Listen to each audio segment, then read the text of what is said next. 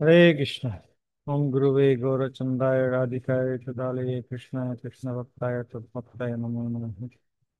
लोकाभिरामं रणरङ्गधीरं राजीवनेत्रं रघुवंशनाथं कारुण्यरूपं करुणाकरं तं श्रीरामचन्द्रं शरणं प्रपद्ये। सीताराम लक्ष्मण हनुमान की जय। সবাইকে স্বাগত জানাচ্ছি আজকের অধিবেশনে। আজকে আমরা আলোচনা করছি আমাদের যে ধারাবাহিক সিরিজ আহ বাল্মীকি রামায়ণ অনুসারে ভগবান রামচন্দ্রের 32টি রূপ। এর মধ্যে ইতিপূর্বে আমরা 7টি রূপ সম্পর্কে বিস্তারিত জানিয়েছি আপনাদেরকে। আজকে আমরা 8 নাম্বার 8 নাম্বার রূপ সম্পর্কে আলোচনা করব। 8 নাম্বার রূপ হচ্ছে পাবন রাম। পাবন রাম। তো আলোচনা শুরু করার পূর্বে আমি আপনাদেরকে বলতে চাই, আপনারা যারা এর পূর্বের ক্লাসগুলো অ্যাটেন্ড করতে পারেনি বা শুনতে পারেননি, আপনারা আমাদের ইউটিউব চ্যানেলে একটা প্লে লিস্ট আছে। প্লে লিস্টের নাম হচ্ছে 32 ফর্মস অফ লর্ড রাম। সেখানে গিয়ে আপনারা সেই সবগুলো ক্লাস একসাথে সেখানে পেয়ে যাবেন, সেখান থেকে আপনারা শুনতে পারেন। তো আমি আজকে ক্লাস শুরু করছি। আজকের টপিক হচ্ছে পাবন রাম। এর পূর্বে আমরা দেখেছি যে কিভাবে ভগবান রামচন্দ্র বিশ্বামিত্র মুনির যজ্ঞ রক্ষা করেছেন, সুবাহুকে হত্যা করেছেন এবং মারিচকে তীর মেরে 100 যোজন দূরে নিক্ষেপ করেছেন সমুদ্রের মধ্যে একটি দ্বীপে। তো অবশেষে বিশ্বামিত্রের বিশ্ব কল্যাণকর যজ্ঞ সফলভাবে সমাপ্ত হলো। এর পরের দিন বিশ্বামিত্র এবং ওনার সাথে যত মুনি ঋষিরা ছিলেন তারা সবাই স্থির করলেন যে তারা মিথিলা যাবেন। মিথিলা হচ্ছে এখন বর্তমান নেপালে অবস্থিত। এটা ছিল মহারাজ জনক, যিনি হচ্ছেন সীতা দেবীর পিতা, তার রাজধানী বিদেহনগর। অনেক সময় বলা হয় বিদেহনগর, অনেক সময় বলা হয় মিথিলাপুরী। হ্যাঁ, তো সেটা ছিল রাজধানী।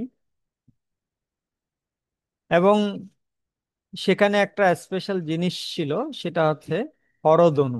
হরধনু মানে ভগবান শিবের যে ধনুক, পিনাক, সেই ধনুক সেখানে ছিল। এবং রাম লক্ষ্মণ বিশ্বামিত্র মুনির সাথে সেই হরধনু দেখার জন্য মিথিলা যাওয়ার জন্য স্থির করলেন।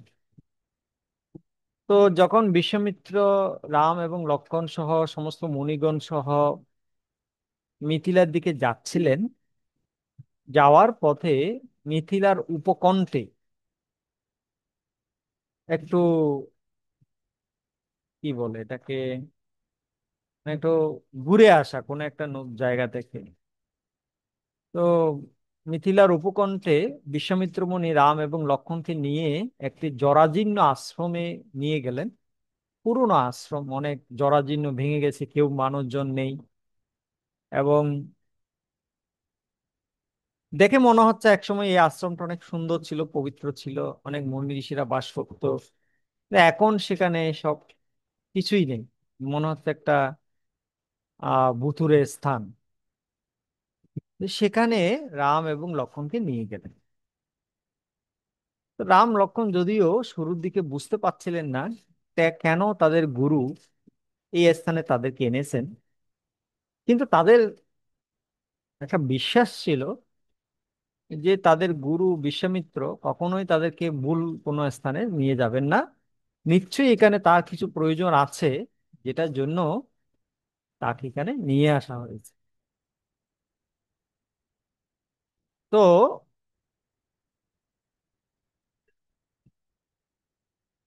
বিশ্বামিত্র মুনি কেন রাম লক্ষ্মণকে সেই আশ্রমে নিয়ে গিয়েছিলেন, তার কারণ কি, এবং সেই আশ্রমটি কেন জরাজীর্ণ, কেউ কেন সেখানে বাস করে না, আর কেনই বা রাম সেখানে গেলেন, কি কারণে গেলেন, এগুলো সবকিছু আচার্যরা রামায়ণে ব্যাখ্যা করেছে। তো এখানে বলা হচ্ছে যে আসলে সেই যে আশ্রমটা ছিল, জরাজীর্ণ আশ্রম, সেই আশ্রমটা ছিল গৌতম ঋষির। গৌতম ঋষি, এবং গৌতম ঋষির স্ত্রীর নাম ছিল অহল্যা। অহল্যা ছিল পৃথিবীর মধ্যে, জগতের মধ্যে সব থেকে সুন্দরী নারী তখনকার সময়। মানে সকল সৌন্দর্যকে একত্রিত করে যদি একটা রূপ সৃষ্টি করা যায়, তাহলে সেই রূপটা ছিল অহল্যা। এত সুন্দরী ছিলেন, যেটার কারণে ইন্দ্রদেব অহল্যাকে পেতে চেয়েছিলেন অহল্যার বিবাহের পূর্বে। কিন্তু ঘটনা কি হলো, ব্রহ্মা ব্রহ্মাজি তিনি অহল্যার বিবাহের জন্য একটা প্রতিযোগিতার আয়োজন করেছিলেন। প্রতিযোগিতা, এবং সেই প্রতিযোগিতায় অহল্যাকে বিবাহ করার জন্য সারা বিশ্ব থেকে মুনি ঋষিরা, দেবতারা, রাক্ষসেরা, বিভিন্ন গন্ধর্বরা, অনেকে, সব যত যত বড় বড় ব্যক্তিরা ছিল, তারা সবাই সমবেত হয়েছে। তো ব্রহ্মার নিয়ম দিয়েছিলেন, যে ব্যক্তি সারা ব্রহ্মাণ্ডকে পরিভ্রমণ করে দ্রুত সবার আগে আসতে পারবে, সে অহল্যাকে বিবাহ করতে পারবে। তো এই যে কন্ডিশন, এটা অনুসারে প্রতিযোগিতা শুরু হয়েছিল। এবং ইন্দ্র চিন্তা করেছিলেন তিনি সবার আগে আসতে পারবেন, কারণ তিনি দেবতাদের রাজা, তার অনেক অলৌকিক শক্তি আছে। তিনি কখনো ভাবেননি গৌতম ঋষির মতো একজন সাধারণ ঋষি অহল্যাকে বিবাহ করবে। এটা এটা তিনি কখনো কল্পনাই করতে পারেন। তিনি অনেকটা নিশ্চিত ছিলেন যে তিনিই অহল্যাকে পাবেন। কিন্তু ঘটনাটা একটু অন্যরকম হয়ে গিয়েছিল। যখন সমস্ত দেবতারা এবং মুনি ঋষিরা পৃথিবী পরিক্রমায় ব্যস্ত ছিল, তখন গৌতম ঋষি, তিনি ছিলেন একজন মহান প্রাজ্ঞ এবং বিদগ্ধ বিদ্বান, বৈদিক শাস্ত্রে সুপণ্ডিত এবং অনেক জ্ঞানবান ব্যক্তি, সদাচারী ব্যক্তি, তিনি একটা বিকল্প উপায় খুঁজে বের করেছিলেন পৃথিবীকে পরিভ্রমণ করার জন্য। গৌতম ঋষি তিনি সারা পৃথিবীকে পরিভ্রমণ না করে একটা গাভীকে পরিভ্রমণ করেছিলেন। একটা গাভীকে তিনবার তিনি পরিভ্রমণ করেছিলেন, কারণ তার মতে গাভী হচ্ছে মাতা, এবং গাভী হচ্ছে সারা ধরনীর প্রতিনিধি। হুম, ধরণী দেবী বা বসুন্ধরা। আমরা এরকম শাস্ত্রে, ভাগবতে এবং বিভিন্ন শাস্ত্রে আমরা পাই, যখন যেমন আমরা দেখি যে যখন ব্যান রাজা যখন অনেক অত্যাচার করছিল, এবং বিভিন্ন অসুরেরা, শুধু ব্যান রাজা বলে কথা নয়, বিভিন্ন অসুরেরা, রাক্ষসেরা যখন পৃথিবীতে বেশি অত্যাচার করে, তখন ধরণী দেবী বা বসুন্ধরা বা পৃথিবী, তিনি একটা গাভীর রূপ ধারণ করে দেবতাদের কাছে এবং ব্রহ্মার কাছে এবং নারায়ণের কাছে সাহায্য চাইতে যান। তো এটা গৌতম ঋষি এটা জানতেন, এবং সে কারণে তিনি সারা পৃথিবীকে পরিভ্রমণ করার পরিবর্তে একটা গাভীকে পরিভ্রমণ করেছিলেন। এবং তারপর তিনি ব্রহ্মাকে গিয়ে বললেন যে আমি পৃথিবী পরিভ্রমণ করে সবার আগে এসেছি। ব্রহ্মা তো অবশ্যই অনেক, সব থেকে প্রথম জীব এই ব্রহ্মাণ্ডের, এবং অনেক গুণবান ব্যক্তি। ভগবানের বলা হয় যে ভগবানের 78% গুণ ব্রহ্মার মধ্যে রয়েছে। ভগবান শ্রীকৃষ্ণের 78 ভাগ গুণ ব্রহ্মার মধ্যে রয়েছে। তো তিনি বুঝতে পারলেন গৌতম মুনির এই যে ব্যাপারটা, তাই তিনি খুব আনন্দের সাথে গৌতম মুনির সাথে অহল্যার বিবাহ দিয়ে দিলেন। গৌতম মুনি তার স্ত্রীকে নিয়ে হিমালয়ের পাদদেশে, মিথিলার উপকণ্ঠে তার যে আশ্রম, সেখানে তিনি চলে এলেন। কিন্তু ইন্দ্র যখন এসে দেখলেন, এবং দেবতারা যখন এসে দেখলেন যে আসলে তারা যাকে পাওয়ার জন্য এত বড় তপস্যা, এত প্রতিযোগিতা করেছে, তাকে আরেকজন ঋষি বিবাহ করে অলরেডি চলে গেছে, তখন ইন্দ্র সেটা মেনে নিতে পারেনি। সে অনেক সুযোগ খুঁজছিল কিভাবে অহল্যাকে পাওয়া যায়। এটার জন্য ইন্দ্র অনেক চেষ্টা করেছে। আপনারা যদি পুরাণগুলো পড়েন, পুরাণে এই সব কাহিনী, রামায়ণ পড়েন, রামায়ণে এই কাহিনীগুলো অনেক বিস্তারিত ভাবে ইন্দ্র কি কি করেছিল। যেমন একবার খরা দিয়েছিল, অনেক বছর ধরে খরা ছিল, বৃষ্টিপাত হচ্ছিল না, যেটার কারণে সারা পৃথিবী শুকিয়ে গিয়েছিল এবং কোনো মুনি ঋষিরা খাবার পাচ্ছিলেন না। শুধুমাত্র একটা জায়গায় জল ছিল, যেটা হচ্ছে গৌতম ঋষির আশ্রমে। গৌতম ঋষি তার তপস্যার বলে, হ্যাঁ, সেখানে গঙ্গাকে নিয়ে এসেছিলেন, যেটার বর্তমান নাম হচ্ছে গোদাবরী নদী। হ্যাঁ, গৌতম ঋষি এত পাওয়ারফুল ছিলেন, তিনি তার তপস্যার বলে, গঙ্গা তো এক ছিল মানে ভারতের উত্তর ভাগে, কিন্তু সেটাকে দক্ষিণ মধ্য দেশে দক্ষিণ দিকে প্রবাহিত করেছিল। সেটা অনেক লম্বা কাহিনী আছে, আমি ওদিকে যাচ্ছি না। তো গৌতম ঋষি এরকম পাওয়ার ছিল। এইভাবে ইন্দ্র নানাভাবে চেষ্টা করেছিলেন গৌতম ঋষিকে এবং অহল্যাকে পাওয়ার জন্য গৌতম ঋষিকে কষ্ট দিতে, কিন্তু তিনি সফল হননি। তো একদিন এরকম হয়েছে যে গৌতম ঋষি, তিনি সকালবেলা স্নান করতে যাচ্ছেন, গোদাবরী নদীতে স্নান করতে চলে গেছেন। তো তখনও আসলে অত ভোর হয়নি, মানে অন্ধকার ছিল। তাহলে গৌতম ঋষি জেনারেলি ভোর হলে তখন স্নান করতে যান নদীতে, কিন্তু সেদিন একটু আগে গেলেন। কেন গেলেন তার পিছনে একটা কারণ আছে। কি কারণ? ইন্দ্র, সে একটা মানে মুরগি, মোরগ, মোরগ বলে, মোরগ ডাকে। যখন আমরা গ্রামে আমরা দেখি যে সকাল হলে মোরগ ডাকে, মোরগের ডাক শুনে গ্রামের লোকেরা ঘুম থেকে উঠে। তো প্রতিদিন এরকম মোরগ ডাকতো, আর মোরগের ডাক শুনেই গৌতম ঋষি ঘুম থেকে উঠতেন। এ আজকে কি হয়েছে, সেই বিশেষ দিনে কি হয়েছে, যে নির্দিষ্ট সময় হওয়ার আগেই, অর্থাৎ নর্মাল যে মোরগগুলো সেগুলো ডাকার আগেই ইন্দ্র একটা মোরগের কণ্ঠকে অনুকরণ করে মোরগের মতো ডেকে উঠতো। আর এটা শুনে গৌতম ঋষি মনে করলেন যে সকাল হয়ে গেছে, মোরগ ডেকে গেছে, তা আমি স্নান করতে যাবো। তিনি তার স্ত্রী অহল্যাকে বললেন, ঠিক আছে তুমি থাকো, আমি স্নান করে আসি, তারপর আমরা যজ্ঞ অনুষ্ঠান শুরু করব। তখনকার ছিল ত্রেতা যুগ, ত্রেতা যুগে যজ্ঞ ছিল যুগ ধর্ম। যেমন এখন কলিযুগ, এখন কলিযুগের যুগ ধর্ম হচ্ছে হরিনাম সংকীর্তন। তখন ছিল ত্রেতা যুগ, আর ত্রেতা যুগের যুগ ধর্ম ছিল যজ্ঞ অনুষ্ঠান করা। যা হোক, গৌতম ঋষি চলে গেলেন। আর গৌতম ঋষি চলে যাওয়ার সাথে সাথে ইন্দ্র গৌতম ঋষির মতো রূপ ধারণ করে, রূপ পরিবর্তন করে। ইন্দ্র, তার মধ্যে অষ্টসিদ্ধি ছিল, তিনি এগুলো পারতেন। তিনি গৌতম ঋষির মতো রূপ ধারণ করে প্রবেশ করলেন তারা গৌতম ঋষির আশ্রম, এবং তিনি অহল্যার কাছে গেলেন। অহল্যা প্রথমে বুঝতে পারেননি যে এটা ইন্দ্র। তিনি মনে করলেন যে তার স্বামী হয়তো কোনো একটা কিছু ফেলে গেছেন, সেটার জন্য ফিরে এসেছেন। কিন্তু কিছু সময় পরে তিনি বুঝতে পারলেন এটা আসলে তার স্বামী নয়, এটা হচ্ছে আসলে ইন্দ্র, সে গৌতম ঋষির ভেষ ধরে এসেছে। তো এইভাবে ইন্দ্র আর অহল্যা, তারা পরস্পর অবৈধ সঙ্গে লিপ্ত হলেন, যেটার ফলে ইন্দ্র মনে করেছিলেন তিনি বেঁচে যাবেন। কিন্তু যখন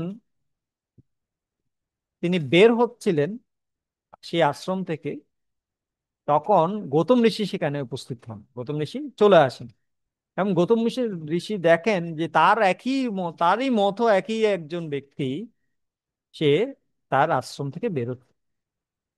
তখন তিনি বুঝে গেলেন এটা হচ্ছে ইন্দ্র। তিনি তো অবশ্যই একজন দিব্য ঋষি, তার দিব্য দৃষ্টি ছিল, তিনি বুঝে গেলেন এটা হচ্ছে ইন্দ্র। তখন ইন্দ্র কি করেছে, গৌতম ঋষির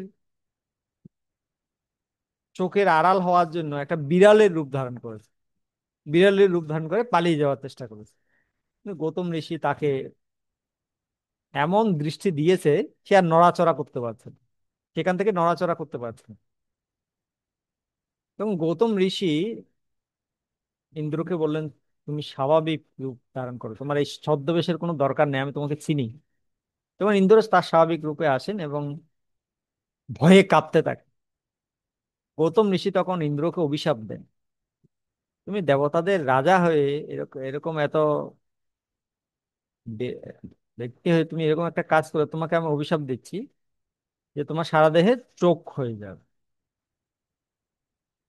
এর ফলে ইন্দ্রের সহস্র নয়ন, সহস্রাক্ষ, ইন্দ্রের আরেক নাম হচ্ছে সহস্রাক্ষ, যার সহস্র অক্ষি বা চোখ ছিল, চোখ হয়েছিল গৌতম ঋষির অভিশাপ। ইন্দ্র তখন অভিশাপ পেয়ে চলে গেলেন, তার রূপটা বিভস্ম হয়ে গেল।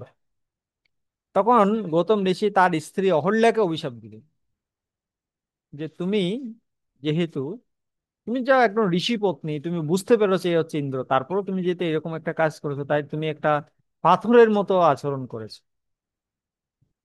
যখন কোনো পরপুরুষ কোনো নারীর নিকটে আসে, তখন সেই নারীর উচিত তার মনকে পাথরের মতো কঠিন করা এবং সেই পরপুরুষের সঙ্গ না করা।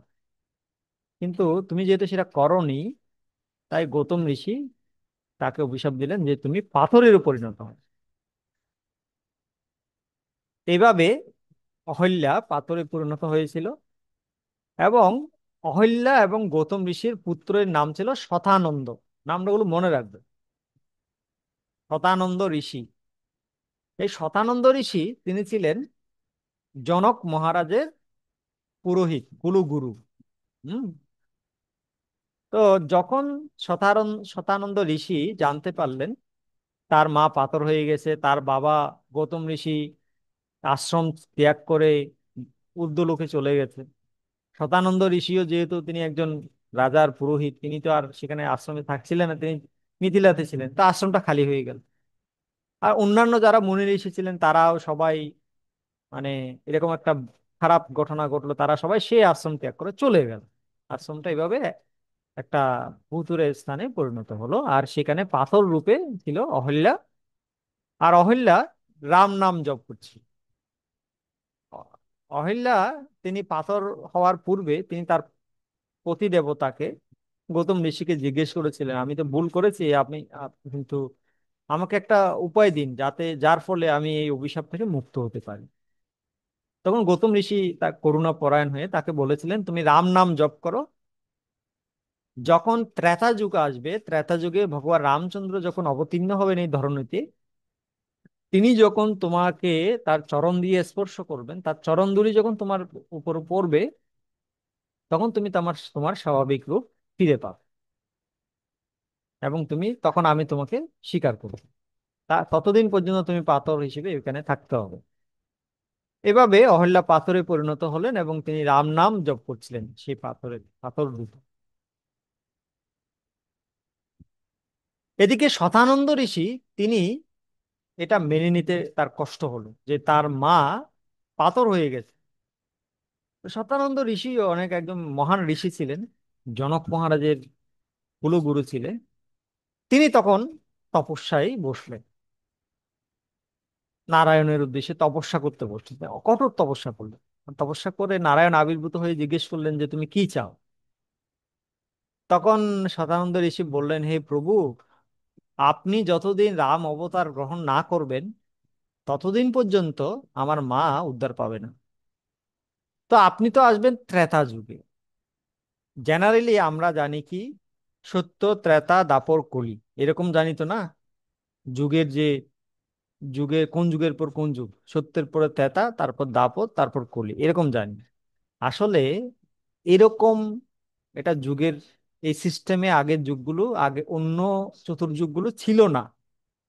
একটা জিনিস দেখুন, দাপর মানে দুই, ত্রেতা মানে তিন। তাহলে একের পরে দুই আসবে না তিন আসবে? একের পরে দুই আসবে, সত্য, তারপর দাপর, তারপর ত্রেতা, তাই না? তারপর কলি। প্রথম যুগ সত্য, দ্বিতীয় যুগ দাপর, তৃতীয় যুগ ত্রেতা, চতুর্থ যুগ কলি, এভাবে আসবে, এক দুই তিন চার। কিন্তু বর্তমান যে চতুর্যুগে আমরা রয়েছি, এই চতুর্যুগে কি হয়েছে, প্রথমে সত্য, তারপর তিন নাম্বার এসে গেছে, একের পর তিন এসে গেছে, ত্রেতা এসে গেছে, তারপর দাপর এসেছে, তারপর কলি। তো কেন এই পরিবর্তনটা হলো, কি কারণ? অনেকেই জানে না, অনেকেই জানে না, বেশিরভাগ লোকেরা জানে না। এটার কারণ হচ্ছে শতানন্দ ঋষির কারণে। শতানন্দ ঋষির কাছে যখন নারায়ণ আবির্ভূত হলেন, শতানন্দ ঋষি নারায়ণকে বললেন, হে প্রভু, আপনি আসবেন ত্রেতা যুগে, এখন চলতেছে সত্য যুগ। তো সত্য যুগের পরে দাপর আসবে, তারপরে ত্রেতা আসবে, অনেক বছর। সত্য যুগের আয়ু হচ্ছে 17,28,000 বছর। তারপর দাপর যদি দ্বিতীয় নাম্বার থাকে আর কি, হ্যাঁ, সে 8,64,000 বছর। এভাবে যদি হয় তা অনেক বছর লেগে যাবে আমার মা উদ্ধার হতে। কখন ত্রেতা আসবে, আপনি রাম অবতার নিবেন, তারপর আমার মায়ের কাছে যাবেন, তারপর উদ্ধার হবে, অনেক কষ্ট, আমার মা অনেক কষ্ট পাবে। তাই আপনি আমাকে একটা করুণা করেন, আপনি এই যুগের সিস্টেমটা একটু পাল্টাই দেন। একের পরে দুই না আসে, একের পরে তিনটাকে আগে নিয়ে আসেন, ত্রেতাকে আগে নিয়ে আসেন, দাপরকে পরে নিয়ে যায়। তাহলে আপনি যদি ত্রেতাতে আসেন, 2 নম্বরে ত্রেতা যদি হয়ে যায়, তাহলে আমার মা তাড়াতাড়ি উদ্ধার পাবে। তো শতানন্দ ঋষির এই প্রার্থনাকে সফল করার জন্য ভগবান নারায়ণ তাকে কথা দিয়েছিলেন, ঠিক আছে তোমার কথা আমি রাখছি, ত্রেতাকে আগে নিয়ে আসবো, আর ত্রেতাতে আমি আসবো রাম রূপে, আর তোমার সে আশ্রমে গিয়ে তোমার মাকে আমি উদ্ধার করব। এভাবে শতানন্দ ঋষি এবং প্রার্থনা অনুসারে ভগবান রাম এসেছিলেন, এবং তিনি তাকে, বিশ্বামিত্র মুনি এই বিষয়টা জানতেন, তাই তিনি রামকে সে আশ্রমে নিয়ে গেলেন। এবং সেখানে গিয়ে বিশ্বামিত্র মুনি রামকে বললেন, রাম এই যে পাথর দেখছো, সমস্ত ঘটনা তিনি রামকে বললেন, যদিও রাম এগুলো জানেন, তিনি তো ভগবান। এবং বিশ্বামিত্র মুনি রামকে বললেন, তোমার চরণ এই পাথরে স্পর্শ করা, তোমার চরণধুলি পেলে এই অহল্যা দেবী তিনি মুক্ত হবেন। তিনি তো রাম নাম করে ইতিপূর্বে শুদ্ধ হয়ে গেছেন, পবিত্র হয়ে গেছেন, কিন্তু উদ্ধার হওয়ার জন্য তোমার চরণধুলি লাগবে। তখন রাম তার পবিত্র চরণ সেই পাথরে লাগালেন, এবং তৎক্ষণাৎ সেই পাথরটি অহল্যা দেবীর রূপে ফিরে এলো। যেহেতু ভগবান রামের চরণ ধূলি অহল্যাকে পবিত্র করেছিল, তাই সেই রামের নাম হলো পাবন রাম। সেই রামের সেই রূপের নাম হলো পাবন রাম, যিনি অত্যন্ত পবিত্রকারী। পাবন মানে পবিত্রকারী। তো রাম নাম হচ্ছে পবিত্রকারী, রামের চরণ হচ্ছে পবিত্রকারী, তাই তার নাম হচ্ছে পাবন রাম। তো শ্রীপাদ শঙ্করাচার্য তার রচিত একটি শ্লোকে বলেছেন, যদি একটি অচেতন পাথর শ্রী রামের চরণ স্পর্শের ফলে দিব্য নারীতে পরিণত হতে পারে, তাহলে একজন চেতন ব্যক্তি যদি শ্রী রামের চরণ স্পর্শ লাভ করেন, তাহলে তিনি কতই না মহান এবং পবিত্র হবেন। এতে কোনো সন্দেহ নেই। হ্যাঁ, সেজন্য যখন অহল্যা দেবী তার রূপে ফিরে এলেন, তিনি অত্যন্ত কৃতজ্ঞ হলেন রামের প্রতি, বিশ্বামিত্র মুনির প্রতি, এবং তিনি তাদের কাছে তাদেরকে প্রণাম করলেন, তাদেরকে বসার আসন দিলেন, তাদেরকে ভোজন প্রদান করলেন, বন্য ফল মূল প্রদান করলেন, অতিথিকে সেবা করলেন। আর ততক্ষণে গৌতম ঋষি বুঝে গেছেন যে অহল্যা উদ্ধার পেয়েছে। তখন গৌতম ঋষি সেখানে এসে আশ্রমে ফিরে এলেন, সমস্ত মুনি ঋষিরা সেখানে আসলেন, এবং গৌতম ঋষি পুনরায় অহল্যাকে তার পত্নী রূপে গ্রহণ করলেন, এবং রামকে তিনি স্তুতি করলেন। সুরমুনি, সুরমুনি বরগণ স্তুত নাম, নাম রামায়ণে একটা এরকম পয়ার আছে, সুর নর মুনিগণ সংস্তুত রাম। তখন সমস্ত দেবতারা, মুনিরা, মানুষেরা, ঋষিরা, তারা সবাই রামের মহিমা কীর্তন করতে লাগবে, যে রাম কত মহান, তিনি কত পবিত্র, তিনি কত পাবন। তিনি তার পাবন চরণ দিয়ে একটা পাথরকে তিনি নারীতে রূপান্তরিত করলেন, দিব্য নারীতে রূপান্তরিত করলেন, একটা পাথর থেকে তিনি অহল্যাকে উদ্ধার করলেন। তাই তার নাম হলো পাবন রাম। তো এখানে একটা বিষয় খেয়াল করার মতো, সেটা হচ্ছে নিজের জীবন সঙ্গিনী অন্বেষণের পূর্বে শ্রীরাম একজন নারীকে জীবন দান করলেন। সীতা দেবীর সাথে বিবাহ হওয়ার পূর্বে রাম অহল্যাকে জীবন দান করলেন, তারপর তিনি মিথিলায় গিয়ে তার জীবন সঙ্গিনী খুঁজতে গেলেন। তো ইনি হচ্ছেন অষ্টম রাম, পাবন রাম। তো শ্রী রামের কৃপায় আমরাও সবাই অহল্যার মতো বিভিন্ন ভাবে এই পাপে পাপী। তো শ্রী রাম যেন আমাদেরকেও কৃপা করে তার চরণধুলি দান করেন, সেই উদ্দেশ্যে আমরা উচ্চারণ করব ওম পাবন রামায় নমঃ, ওম পাবন রামায় নমঃ, ওম পাবন রামায় নমঃ। তো সবাইকে ধন্যবাদ জানাচ্ছি যারা এতক্ষণ ভিডিওটা দেখলেন। সবাই ভালো থাকুন, সুস্থ থাকুন, কৃষ্ণ ভাবনায় থাকুন। হরে কৃষ্ণ।